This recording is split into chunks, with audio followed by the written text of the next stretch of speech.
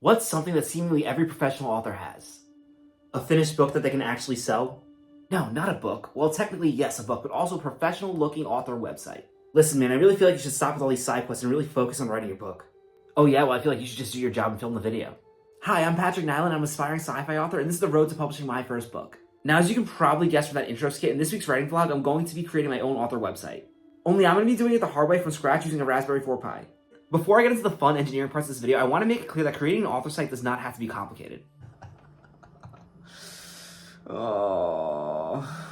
Creating a professional-looking author website on WordPress is actually really easy. You don't need to know any coding at all. A few years ago, I actually created a website on WordPress called fightwritersblock.com. It's not there anymore, so don't go looking for it. It just grew to be a little bit too much for me to maintain. But when I did have that site, I actually used that site as my author site. I also used it to sell some writer-based merchandise. Before I started making YouTube videos, I would actually post writing advice on there. And then my absolute favorite part of the website was there was a feature that I could host writing contests, and then after I hosted a writing contest, people would actually post their submissions to the website.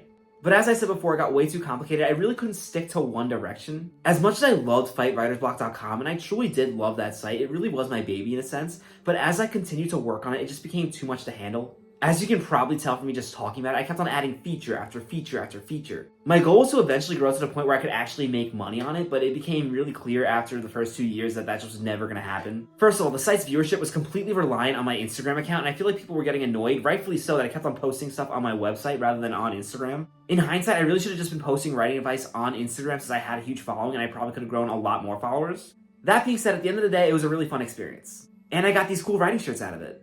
Earlier this summer, when I was kind of cleaning out this entire room, I found these in the closet, and I was so happy. This one was my absolute favorite. It said, "A dog ate my draft." Isn't it so cute? This one was the logo of the site, and it says, "Fight Writer's Block." This one actually used to be my favorite shirt out of the bunch, but then my roommates kind of bought it and started wearing it out to the bars, and it quickly got really embarrassing. Don't get me wrong, it was so touching when they actually bought them, especially considering that no one bought the shirts. For reference, I sold a total of 11 shirts, and 6 of them were bought by really close friends. This one says, "Sorry, my day is booked." And then this one I love, it says aspiring author, but it has the aspiring crossed out. Yeah, hopefully when I finish writing this book, selling books is a lot easier than selling shirts. Who knows though, when I created this shop with the shirts and all this stuff, I had around 25,000 followers on Instagram, which is a lot, but now I have around like 80 something, so maybe it would go better now? It was really cool too, because my sister did the art for all of them and she did an amazing job. For now though, these will remain 4 of the only 15 memes for writer shirts in existence. I got so happy talking about those shirts that I completely forgot about what I was talking about in this video. The reason I kind of went on that tangent about all that crazy stuff my old website did was, one, I was kind of really passionate about it and I haven't talked about it in forever, and I probably won't really talk about it more in the future. But then more importantly, I was trying to emphasize that all of that website was completely no code. All those features, I didn't write a single line of code to create that website. All it cost me was the yearly WordPress hosting fee, which is a little must considering I was a college student that didn't have a job, but it wasn't crazy. And then there was the time I spent creating it, which was mostly spent watching tutorials on YouTube. My point is, creating an author site can be really easy. I'm just choosing to do it the hard way. Why? Well, one, I feel like this will be a really fun learning experience. Also, at this point, it's been like 4 months since I graduated my computer engineering degree, and I could really use a resume builder. Job hunting has been pretty relentless. Basically, my plan is to host and code my own author webpage from scratch. Wish me luck, because I feel like I'm gonna need it. Now, as much as I want to plug this bad boy in and start playing with it, I've learned through experience that when it comes to projects like this, you kind of want to plan it out before you get started. When I first started college, I used to be like that with tech projects too, and I learned I just can't do it. I know if I just plug this thing in and start coding a website, it's gonna be an absolute disaster. I've really hammered that lesson into my head recently developing games. When I first started developing games, I was basically making monkey code and it was an absolute disaster. And basically I would add a simple feature like a fireball and the entire game would crash. And then I wouldn't know how to fix the crash because the entire code was monkey code. So while it's not going to be as fun as plugging in and coding on the Raspberry 4 Pi, and don't worry, I will do that by the end of this video, but it's not going to be as fun, but I think it'd be a good idea to really start by kind of drawing out what I want this website to look like on loose leaf paper. This is actually something I first learned to do during my business classes for my MBA, and I won't lie, at first when the professor told us to do it, I thought it was really stupid, and I will admit I was wrong. It's really helpful. When I'm wrong, I'm wrong. To be honest, I'm normally wrong. I would say a good 60% of the time. But hey, at least I learned from my mistakes. So yeah, I'm actually going to start this off by checking out some famous authors' websites and seeing what I like and don't like about them. Before I do that though, I'm going to quickly address the fact that I really don't need an author website right now. If you followed my entire writing journey through the road to publishing my first book, you would know that I'm nowhere near publishing my first book. Don't get me wrong, I am getting closer to publishing the book, but I still have a long way to go. As of right now, I'm editing/rewriting my first draft. In the best case scenario, and I mean the best case scenario, I don't publish this book for another 10 months. Operation Arc has a long way to go before it's ready to see anyone's eyes. Just the fact that I'm still calling it Operation Arc and I still haven't come up with a title for this project shows just how much work I have to do for it. In my opinion, and keep in mind I haven't really published a book, so this isn't official advice, but in my opinion, it's probably not the best idea to launch your website 10 months before you publish your first book. Now, don't get me wrong, this is not going to be a blank website. I am going to use this website. Specifically, I've been writing a lot of short stories recently to enter them into contests. I'm going to actually be putting those short stories on my website. I think this is going to be a really cool way of showing what I'm capable of writing before I publish my first book. I'm also going to be using this website to build my author mailing list and host new writing contests. And that's actually a priority for the site because I think having an author mailing list is very important. I've had some scares with social media in the past. I've had a couple Instagram posts get wrongly flagged. It's nothing I'm dealing with right now, but it is something that I've thought about in the past. And then also, you never really want to solely rely on social media to reach your audience because you can't really control your reach. And don't get me wrong, I'm not complaining about reach. I have great reach on all my social media platforms, and I'm so grateful for that. But at the same time, I can't really rely on the algorithm.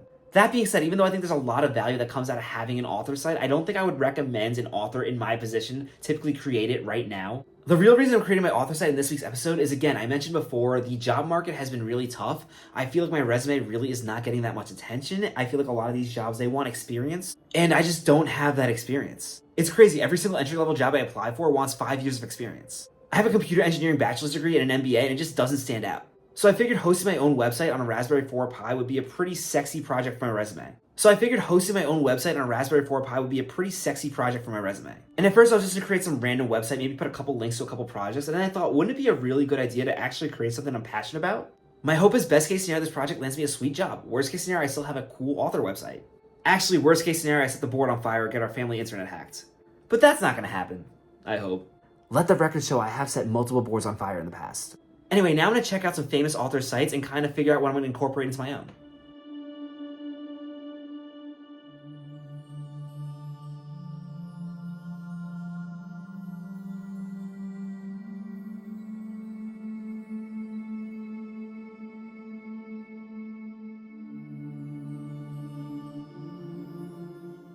So I came up with a few ideas for my author website, and the main focus here is to keep it simple. I actually wrote "keep it simple, stupid" in all caps. If you didn't catch on when I was talking about my first website, I have a habit of overdoing things. That being said, it's really important that I keep the design of my website pretty simple, especially considering that I'm designing it on a Raspberry 4 Pi. Don't get me wrong, despite that thing's small size, it's pretty powerful. It does have its limits though. For how many users it can handle per day, the Raspberry 4 Pi should be able to handle 2,000 people with ease. And let's be real, I'm not getting 2,000 people on my author site. If I do, it's a problem that I will happily deal with. It can also store plenty of content. I'm really not going to have to worry about that at all. Unless I posted actual videos onto the site, it's not going to be a problem at all. And if I did post a video, it would be through my YouTube channel anyway, so that wouldn't matter. The main thing I have to be aware of when I'm designing this website for the Raspberry 4 Pi is making sure the website is static. What's really more important is making sure these features are features that I'm capable of implementing. Just because a Raspberry 4 Pi is capable of handling something does not mean I know how to do it. Studying for my computer engineering degree, I did not learn any HTML or CSS. For those of you who don't know, those are the coding languages that you primarily use to design websites. They're not complicated languages to learn, especially not the basics, but I'm gonna have to keep this simple. Also, let's face it, you see my thumbnails, my graphic design skills leave a lot to be desired. With that being said, these are the features I want to have included in my author website. I want to have my name located in the top corner of the bar. I need an about section, a section for my stories, a blog. I definitely want to have links to my social media channels. Contact information too. There definitely needs to be a sharp looking picture of me in the side. I honestly think my graduation photo is perfect for that. I also want to have an embedded section for my mailing list. And then for my short stories, I think it'd be pretty cool to kind of organize them by genre. I also put in all caps right here, no memes. My last site was littered with writing memes. I love writing memes, they look terrible. Instead, I want to litter my site with pop-up ads. Just kidding. Unless. I made a little drawing of how I want this all to look. We'll see how the end result looks compared to it. I really want to plug this in and get started right now, but it is kind of late, so I think it'd be best if I kind of go to bed and start tomorrow.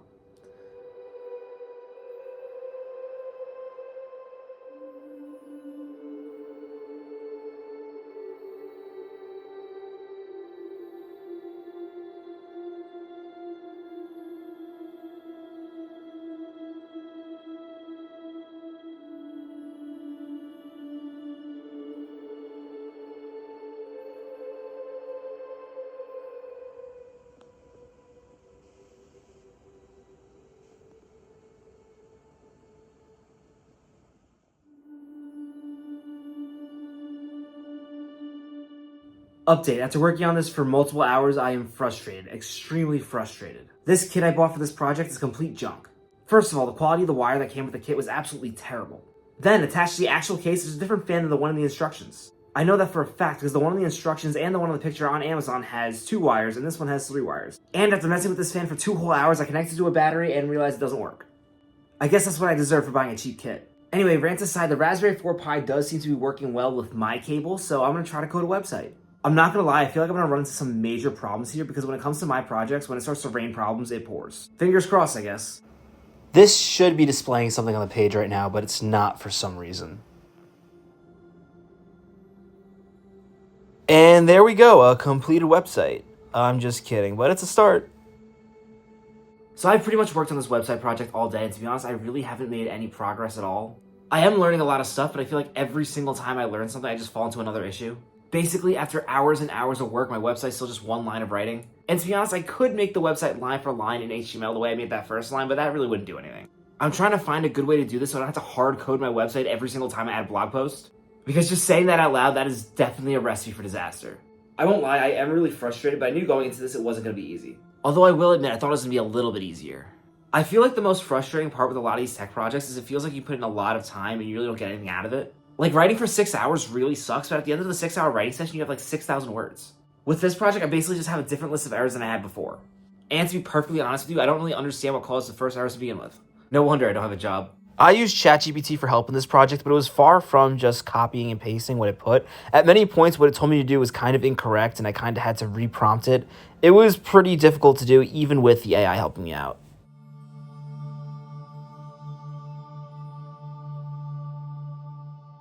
I feel like I should do a better job of trying to explain what I'm doing in this video, both for you, the viewer, and for me, so I can actually understand what I'm doing. I mean, one of the points of doing this project, after all, is being able to talk about it in a job interview.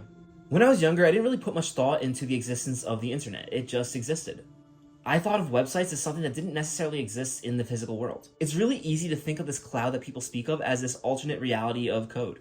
In reality, that's not true though. Websites do exist in the physical world. Those large websites that we use every single day exist on computers known as servers. Don't let the circuit board and all the small pins on the Raspberry Pi 4 scare you. In essence, it's just a small computer. And my plan is to host my author website on this computer. In order to do that, first I had to download an operating system onto this computer. I did that by downloading the operating system onto this SD card. Now that that's done, I need a way to interact with the system, so I plug in my keyboard. I also need to see what I'm actually doing, so I connect the Raspberry Pi 4 to one of my monitors using HDMI. There we go. Then I plug it in and I'm ready to get to work. These pins up here is where I would connect the fan if the fan was working, but I'm not going to rant about the fan anymore. Now, in terms of hardware, that's pretty much all I really have to do for this project. I do have to order a new stupid fan, but I said I wouldn't rant about that. Now, the software side of this project is a bit more complicated, but not as complicated as you would think. In the simplest terms, when it comes to coding, websites are structured with HTML and then styled with CSS. On the Raspberry Pi, I could basically just hard code my website using HTML and CSS. Then all I'd really have to do is get a domain name connected to the router, and yeah, that'd be it. That being said, doing it that way would be a huge pain in the ass. Writing blog posts directly in HTML would be a complete bitch. So instead, I'll be using the software Jekyll to kind of organize this project. Jekyll, on top of organizing your site, allows you to write the content in Markdown, which is a lot more manageable for a writer than HTML is. And that's really ideal for me. That way I'm not hard coding my website every single time I add a blog post. Because I know if I did this that way, I would screw everything up within a month. Jekyll also has templates you can use, so I think what I'm going to do is kind of start off with a template, and then as I get more comfortable, kind of change things up and kind of make it more my own. Or at least that's the plan. We'll see how well this goes. So finally, after 3 days of working on this project, I figured out how to host and manipulate templates on a Raspberry Pi 4. I am a little embarrassed it took me this long, but I'm just happy that I figured it out. Now it's time to make this my own.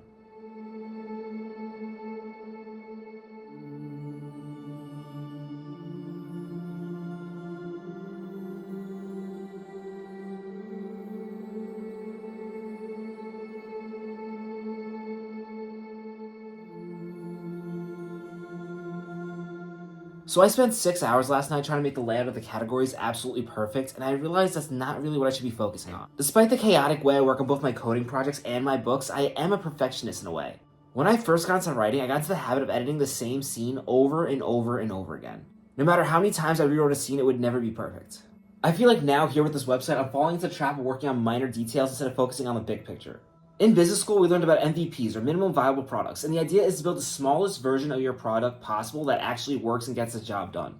For this author site, that means building a platform where I can just display the information that I need to display. The viewer needs to be able to click on my about page, click on my short stories, and sign up to my newsletter. That's it. And while I really want my author site to be perfect, I understand that it's never truly going to be perfect. And not for nothing, it's almost definitely not going to be perfect if I spend all my time focusing on what color the links light up when I hover over them. What's the point of having the category links look super clean on the desktop and on mobile if there's nothing on the links? Obviously, eventually, it's really important to me that this site looks really good on mobile. Considering my following on Instagram, the majority of people who come on this website are going to be using the mobile version. So I'm certainly not saying the website looking clean is not important.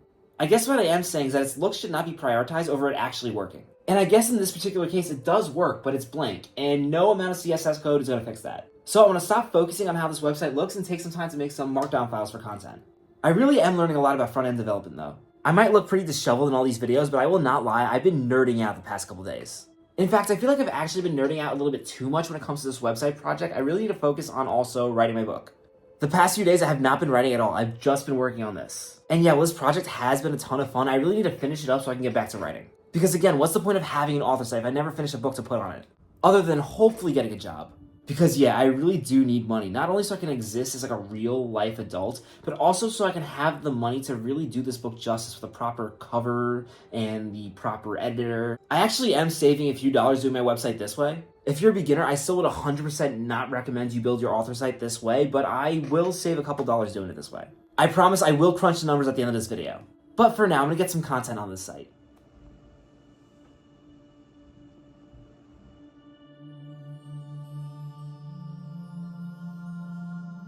I really need to figure out with this project that every single time that I think I figured the entire thing out, I haven't.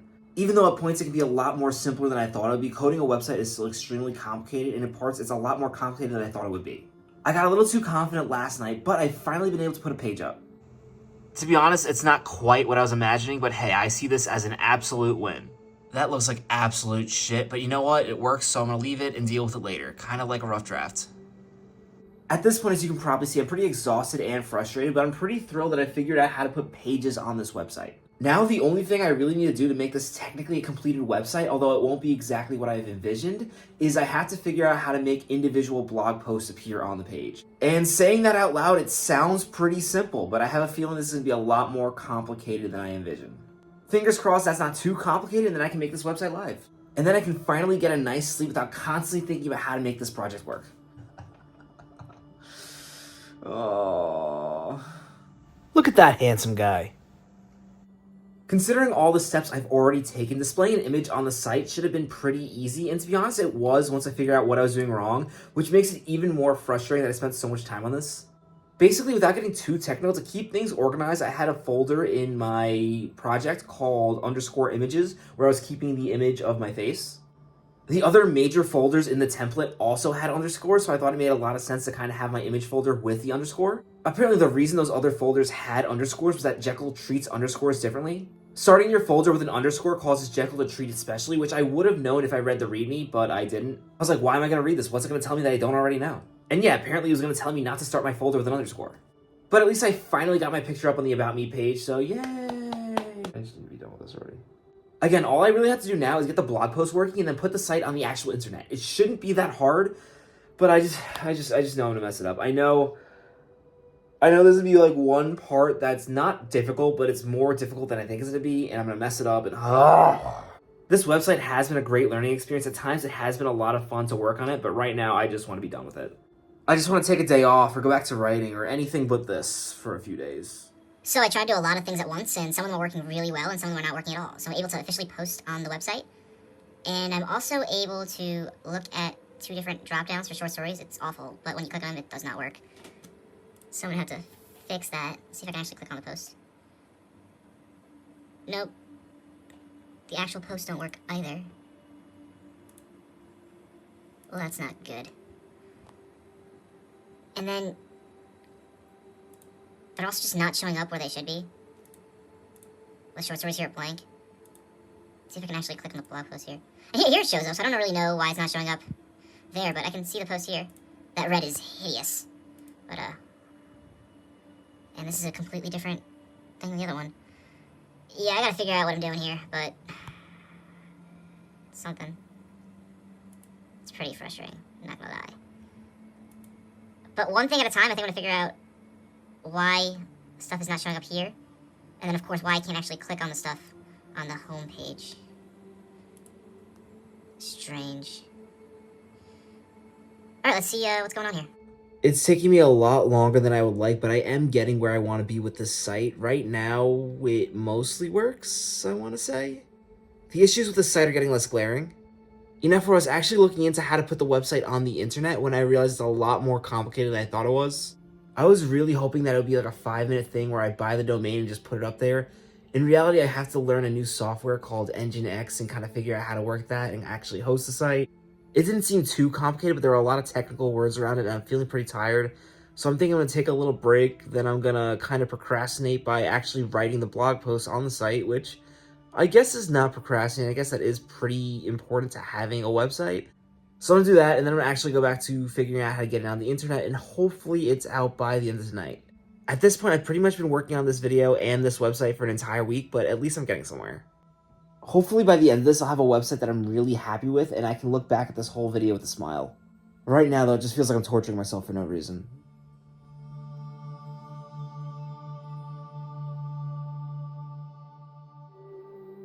"20 minutes into this writing vlog, and I finally actually did some writing, and let me tell you, it was so refreshing to do something that I actually understood how to do.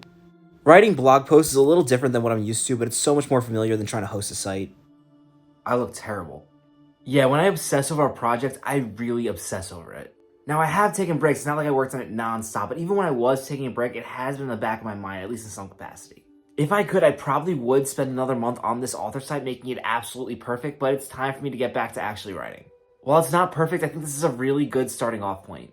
After all, I still have a while till Operation Arc is out to make this website perfect. And, also make Operation Arc perfect, which to be honest really should be my priority right now.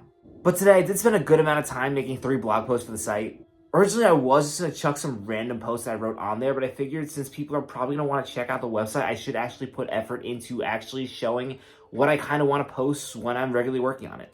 First impressions are important after all, and even though my website is not going to be anywhere near what I want it to be when I first put it on the internet, I thought why not make some blog posts that I'm somewhat proud of. One of them was kind of testing the waters on what I should and shouldn't post, but I think I like it. And I'm pretty sure that's not the exhaustion speaking. I also included that 100-word horror story that I wrote for a previous episode of The Road to Publish My First Book. If you do check out my author website, definitely check out that short story. My author website, assuming it works at the end of the video, is definitely going to be linked in the description below.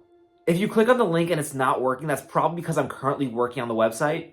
Obviously, with how invested I am with this project, I'm definitely going to go back and tinker with it from time to time. Also, on top of making the website look nice, I do plan on posting more blog posts and also running a writing contest on it. I think writing a writing contest would be a great way to get more eyes on the site. Also, I just love writing contests, and entering some of my writing into other writing contests has really inspired me to host a writing contest in the future. But I'm going to go upload these 4 posts and hopefully get the site running. So setting up the server has been so much worse than I could have possibly imagined. Even with ChatGPT, it's not helpful at all. But after hours and hours of work, I've finally gotten a different error. And for those of you who know how to code, you understand how there's nothing better, well, other than actually getting it to work, there's no better feeling than finding a different error message and getting the same error message over and over and over again, no matter what you change. I'm not gonna lie, I'm so fucking over this project right now. So fucking over it.